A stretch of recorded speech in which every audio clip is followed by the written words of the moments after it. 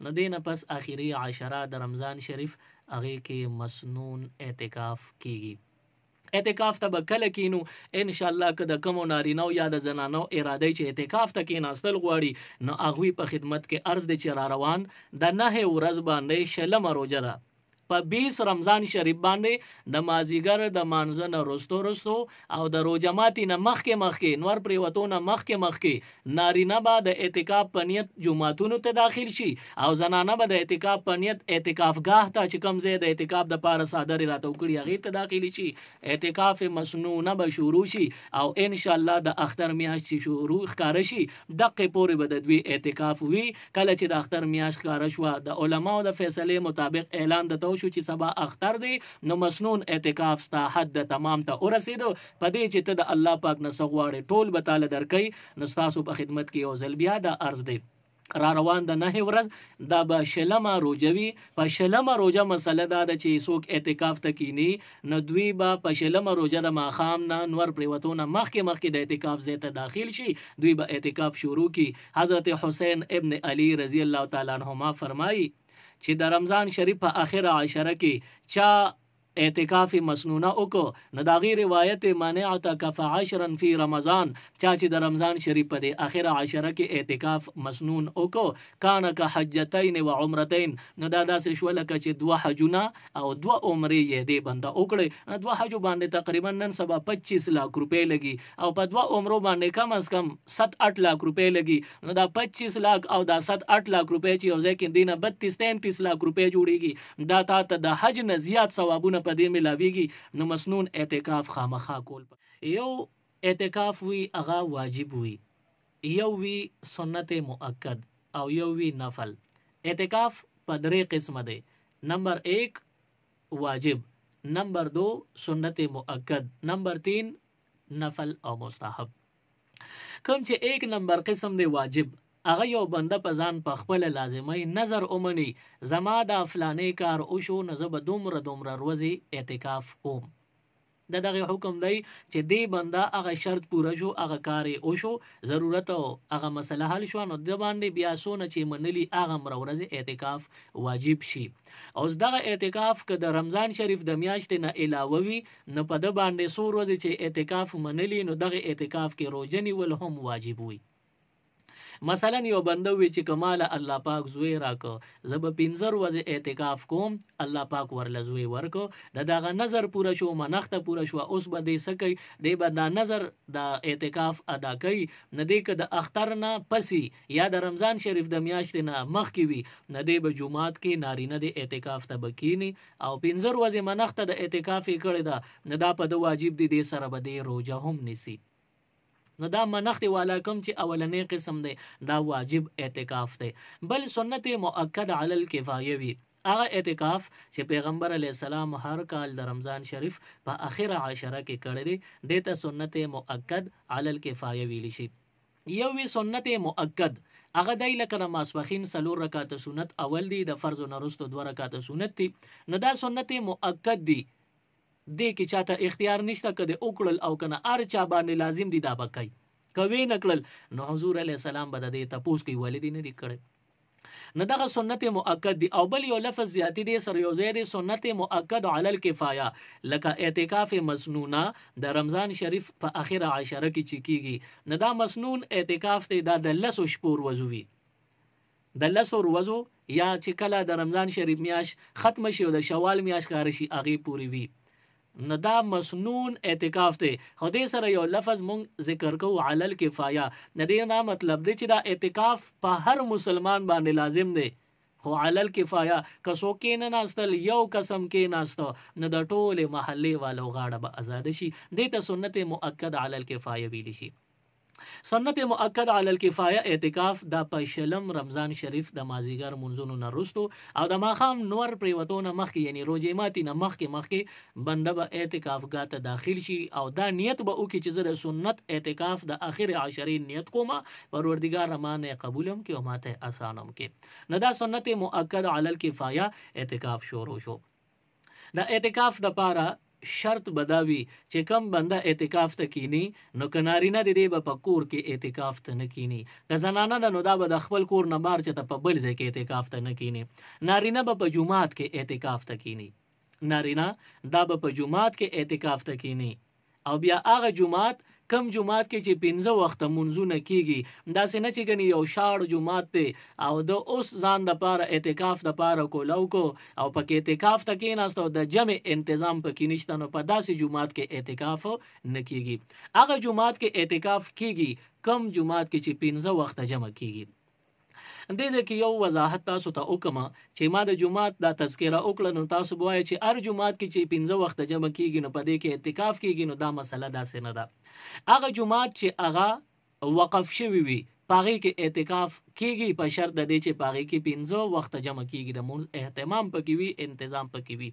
کم جمعات چې چا ملک یا یو خان د کلی دی او یا یو مشر دی هغه اساس مکه خالی کړی د وې دی کې منځونه کوي، نو دا شرعاً وقف چې نوي، نو په دې کې د رمضان شریف د اخر عشره سنت مؤکد علی الکفایه اعتکاف نه کیږي. وقف شوی جمعات کې اعتکاف کیږي. او کوم جمعات چې وقف نه دی د مالک خو خدای نه نزله خدای جمعات ته او که سبا یې زړه بد شو یا د غزې په کار شو نه دیته نه بارګینم جوړول شي، دکانونه پلازم جوړول شي او کوړته دنه کول شي، نو دا ځای وقف نه دی. په داسې ځای کې کده 15 جمع تنظیم وی اهتمام وی نو هم دا وقف شوی جمعات نه دی، په دې کې اعتکاف مکو نه کیږي. دویمه دا مسله تاسو ته واضح شي چې یو جمعات به وقف وي 15 وخت د جمع اهتمام بموي او پاغي کې به بیا اعتکاف نه کیږي، نو هغه څنګه لکه یو ځای کې یو سکول دی، کالج دی، یونیورسيټي دا یا چته مارکیټ دی، اسپیټال دی، داغي د پاسه چت باندې خلکو جمعات جوړ کړی دی. د دې سکول به استادان یا ماشومان وي د منځ د پاره بر چت باندې تنظیم د منځ کړی دی. نو اوس دغه چته جمع ته وقف کړی دی او جمعات ته وقف کړی چې دا به جمعات وي، دا به مسجد وي، پدې کې ببل اسم نه کو، دا به منځونه پدې کې کو. لاندې سکول دی، کالج او یونیورسيټي دا، نو د دې سکول کالج یونیورسيټي د وړو د ټیچر سټاف د پاره د مونږ د پاره تنظیم پکارونو بر چت کې دوی هغه جمعات په تور استعمالي جمعات کو، جمعات ته وقف هم کو. نو اوسم پدې جمعات چې دا لاندې سکول کالج یونیورسيټي دا پدې د پاسه چې کم جمعات ته پدې کې اعتکاف نه کیږي، اگر چې د 15 منځونو اهتمام به پکې وي، تنظیم به پکې وي، خو بیا هم چې لاندې سکول کالج یونیورسيټي د پاسه جمعات ته نو په دغه جمعات کې اعتکاف مکوه نه کیږي. پکې کله کله سکول کالج یونیورسيټي نه دا اسپیټال به وي، نو اسپیټال په ځمکه باندې جوړ شوی دی او د پاسه په بیا چت دی، دغه چت د پاسه به تور مسجد استعماليږي چې خلک به مریضانو سر راځي منځونو د پاره تنظیم پکار دي، نو د پاسه چت د اسپیټال هغه د بتور مسجد استعماليږي، نو په دغه جمعات کې اعتکاف مکو نه کیږي. اگر که پدې کې د 15 وختو د منځونو تنظیم وي بیا هم پکې اعتکاف مکو نه کیږي.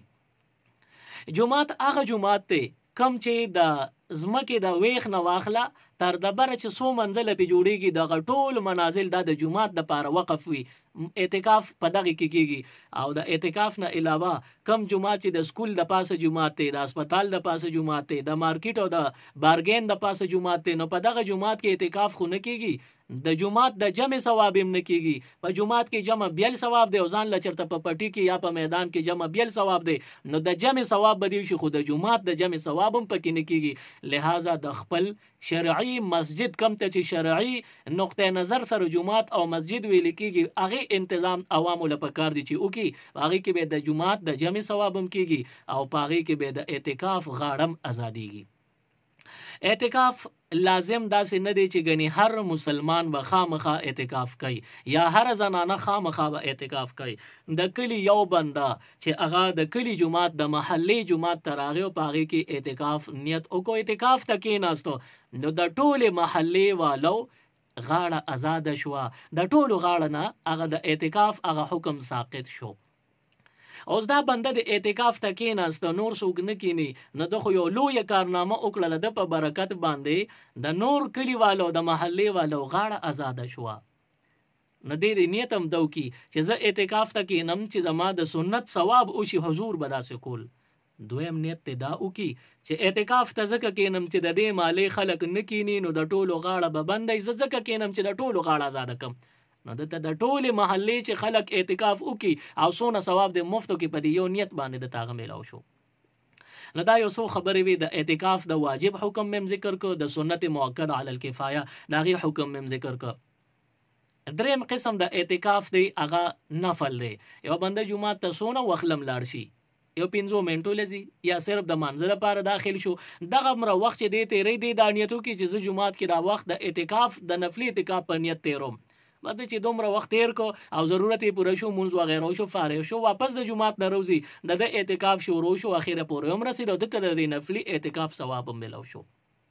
او دې کې روزه نیول شرط نه دی. اولنی دوه چې کم قسمونه دي د اعتکاف، یو واجب او یو سنت مؤکد، د دې دواړو لپاره روزه نیول دا شرط دی. کله اعتکاف په دوران کې بندا روزه ماته شو، جمعات کې اعتکاف ته ناشته یا کور کې زنانه اعتکاف ته ناشته او د دینه روزه ماته شو، یا خو ډیر تکلیف او شدت اختیار ک بیماری شو او داغه بیماری د وجه ډاکټر راغی د ته وی چې دا دوی فوري تور اخرى، نو کده دا دوی واچولا یا دومره تګی شو چې د تن مري او زری خلیته وبو واچول نو روزه ماته شو، د اعتکاف هم دغه وخت پورې سيو اوس اعتکاف مات شو. نو دا درې حکمونه او د اعتکاف دغه درې اقسام به تاسو ته ذکر کړ. د ټولو نه بهتر اعتکاف د په کوم ځای کې پکاري چې ډیر ثواب وشي. د ټولو نه اول حرم شریف کم چې بیت الله شریف دی، د خانه کعبه نه غیر چاپیره چې کم مسجد حرام وتوینو دا د ټولو نه اول دی. د دې د اعتکاف د دنیا د ټولو اعتکافونو نه زیات ثواب دی. نمبر 2 په مسجد حرام کې غزې ملو نشو، بیا مسجد نبوي شریف ته رااله مدینه منوره کې مسجد نبوي کې دا په دویمه درجه دی، په دې کې اعتکاف د ټولي دنیا د اعتکافونو نه مبارک او افضل دی. دغه ته موقنوي نبی دریم بیت المقدس دی، مسجد اقصی چې ورته ویل شي د ټولي دنیا د اعتکافونو نه افضل مسجد اقصی کې اعتکاف کول دی.